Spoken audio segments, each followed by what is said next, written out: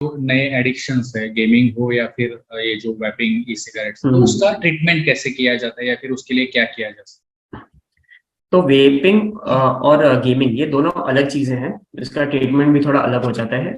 Vaping जैसे कि एक पदार्थ है जो हम ले रहे हैं, तो वेपिंग है, इसका ट्रीटमेंट जो रहता है वो जैसा निकोटीन या फिर सिगरेट के लिए हम ट्रीटमेंट लेते हैं वैसे ही लिया जाता है। सबसे पहले जो इम्पोर्टेंट चीज है वो है कि पहले तो इन्फॉर्मेशन बराबर होनी चाहिए। किसी के पास भी अगर कोई ले रहा है तो पहले उसको इन्फॉर्मेशन दो कि देखो, अगर तुम ई वेपिंग कर रहे हो, ई सिगरेट्स ले रहे हो, तो उसके कारण, उसके अंदर क्या क्या चीजें, उसके कारण क्या क्या चीजें होती है। इतना इन्फॉर्मेशन देने पर वैसे ही एक अवेयरनेस आ जाती है कि मुझे क्या सही चाहिए, क्या सही करना चाहिए, क्या गलत करना चाहिए। बट अगर कोई बहुत टाइम तक ले रहा है तो उसमें क्या हो जाता है, एक एडिक्शन बन जाता है। अभी हमें उनको डी एडिक्ट करना जरूरी है। डी एडिक्ट करने के लिए जो निकोटिन का रहता है उसके लिए एक हम जो प्लान करते हैं उसमें एक होता है क्विट डेट। हम पेशेंट को भी बोलते हैं कि तुम डिसाइड करो कि कौन से दिन तुम्हें छोड़ना है, चाहे वो महीने की पहली तारीख हो या फिर तुम्हारा बर्थडे हो, कोई स्पेशल डेट हो। उस दिन से फिर हम उनको मदद करना चालू करते हैं कि आज का दिन तुमने डिसाइड किया है कि तुम छोड़ना चाहते हो। अब क्या है कि जैसे पेरेंट्स है अपने बच्चों के साथ, जो उनको अगर प्रॉपर उनको सपोर्ट दे तो ये चीज बच्चों को भी इजी हो जाती है। क्योंकि क्या हो जाता है कि ये जो एडिक्शंस होते हैं ये बहुत जो बिहेवियर्स होते हैं जैसे सिगरेट, ये सब बहुत पर्सनल चीजें होती है। और अगर कोई पर्सनल चीज को टोकता है स्पेशली फॉर अ टीनेजर, तो उनका ईगो बहुत हर्ट हो जाता है।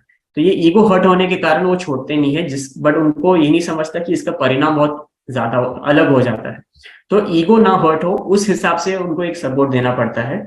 जैसे कि एक क्विट डेट डिसाइड कर ली है, तो हम दूसरी चीज है कि जैसे कि बॉडी को बहुत आदत हो गई है निकोटीन की, तो हम निकोटीन को रिप्लेस कर सकते हैं। काफी सारे च्युइंगम्स आते हैं निकोटीन वाले जो मेडिकेटेड होते हैं, उसकी मदद से हम कर सकते हैं। निकोटीन के पैच रहते हैं जो हम स्किन पे लगा सकते हैं, उसके दौरान मदद कर सकते हैं। तो कि ताकि निकोटीन का लेवल शरीर में बना रहे तो हमें ना क्रेविंग आएगी, ना वो एंग्जाइटी वगैरह बढ़ने लग जाएगी।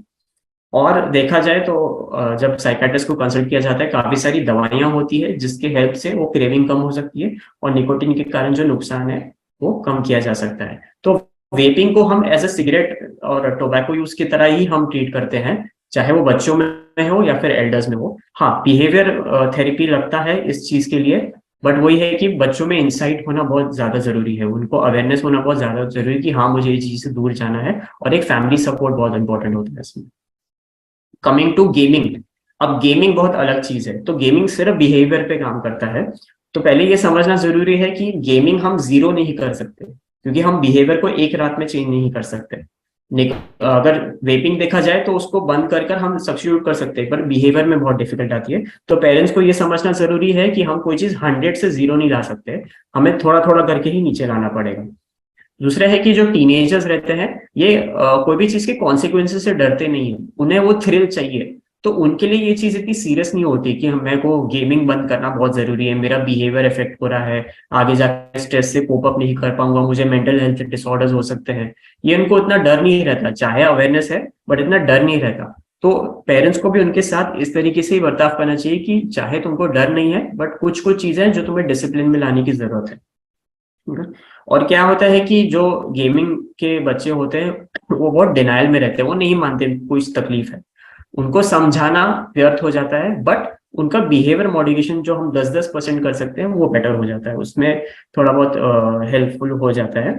तो पेरेंट्स जो दो चीजें हैं जो फर्स्ट लेवल पे कर सकते हैं, पहला है कि ट्रैकिंग। आपको नोट करना जरूरी है कि कितने घंटे जा रहे हैं गेमिंग के अंदर। बस वो एक नोट करने पे ही एक बच्चों को समझ जाता है कि चलो दिन का 10 घंटा मेरा गेमिंग में जा रहा है, दिन का 8 घंटा मेरा गेमिंग में जा रहा है। इतना इंफॉर्मेशन रखना ही बहुत बड़ी चीज होती है।